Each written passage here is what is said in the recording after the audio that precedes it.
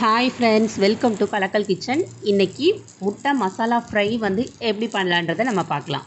வாங்க வீடியோக்குள்ள.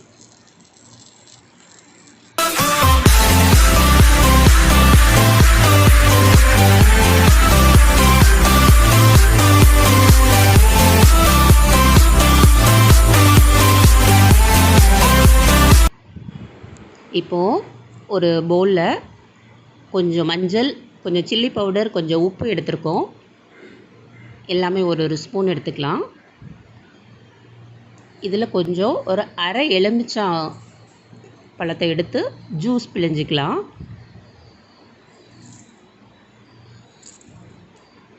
இந்த பிழிஞ்ச எலுமிச்சைப்பழ ஜூஸ் மற்றும் மஞ்சள், சில்லி அண்ட் உப்பு இந்த மிக்சரை நல்லா வந்து பேஸ்ட் மாதிரி நம்ம கலந்து வச்சுக்கலாம். இப்போ நான் பாருங்கள், நல்லா கலந்துட்டோம்.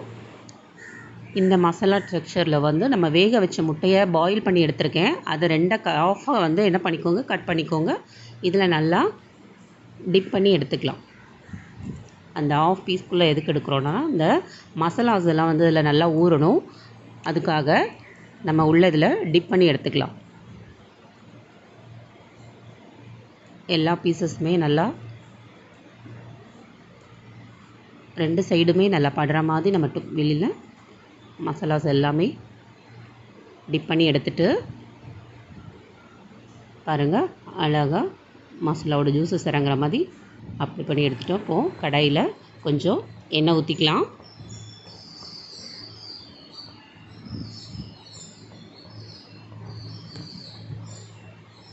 கொஞ்சம் கடுகு போட்டுக்கலாம்.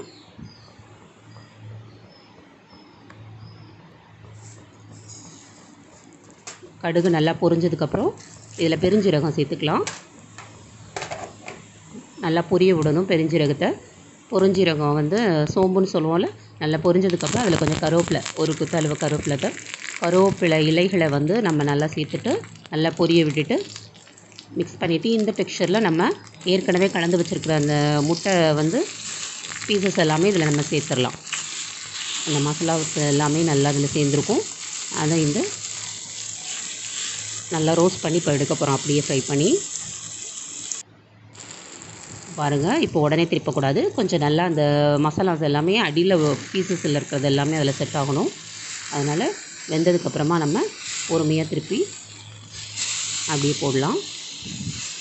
பீஸ் உடையாமல் அப்படியே அழகாக அந்த மசாலா சூப்பராக ஃப்ரை ஆகிருக்குங்க. இது முட்டை சாப்பிடாதவங்களுக்கு இந்த மெத்தடில் நம்ம மசாலாஸ் எல்லாமே லைம் போடும்போதும் இந்த டேஸ்ட் வந்து பார்த்திங்கன்னா ரொம்ப நல்லாயிருக்கும். அதில் முட்டையே சாப்பிடாத குழந்தைங்க நம்ம எப்படி கொடுக்கலாம் முட்டையை அப்படின்னா, இந்த மாதிரி பாயில் பண்ணிவிட்டு மசாலா போட்டு நம்ம நல்லா ஃப்ரை பண்ணி கொடுத்தோன்னா பசங்க சூப்பராக சாப்பிடுவாங்க. இது சாதத்துக்கு சைடிஷ்ஷாக வச்சுக்கலாம். நம்ம சப்பாத்தி போட்டோன்னா அதுக்கு நம்ம சைடிஷ்ஷாக கொடுக்கலாம். சூப்பராக இருக்கும் டேஸ்ட்டு. இதை நம்ம நல்லா ரெண்டு சைடுமே நல்லா ஃப்ரை ஆகி டோஸ்ட் பண்ணி அப்படியே கிளறி விட்டுட்டே இருக்கணும்.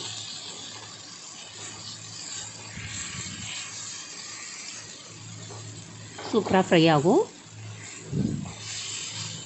ஒரு 2 நிமிஷத்தில் நம்ம ரெடி பண்ணிடலாம். மசாலா வந்து நல்லா ஃப்ரை ஆனவுடனே நமக்கே தெரியும். சூப்பராக மசாலாவை மேலே நம்ம மேரினைஸ் பண்ணியிருக்க எல்லா மசாலாவும் நல்லா சேர்ந்ததுக்கப்புறம் பார்த்திங்கன்னா நல்லா ப்ரௌன் கலரில் அந்த ஜூஸஸ் எல்லாம் இறங்கி பாருங்கள் எவ்வளோ அழகாக ஃப்ரை ஆகிருக்கு பாருங்கள். நம்மளுக்கு இந்த மாதிரி ஃப்ரை ஆன உடனே நம்ம என்ன பண்ணிடலாம், அடுப்பை நம்ம அணைச்சிடலாம். இந்த டிஷ் உங்களுக்கு பிடிச்சிருந்ததுன்னா லைக் பண்ணுங்கள், ஷேர் பண்ணுங்கள், சப்ஸ்கிரைப் பண்ணுங்கள். தேங்க்யூ ஃபார் வாட்சிங்.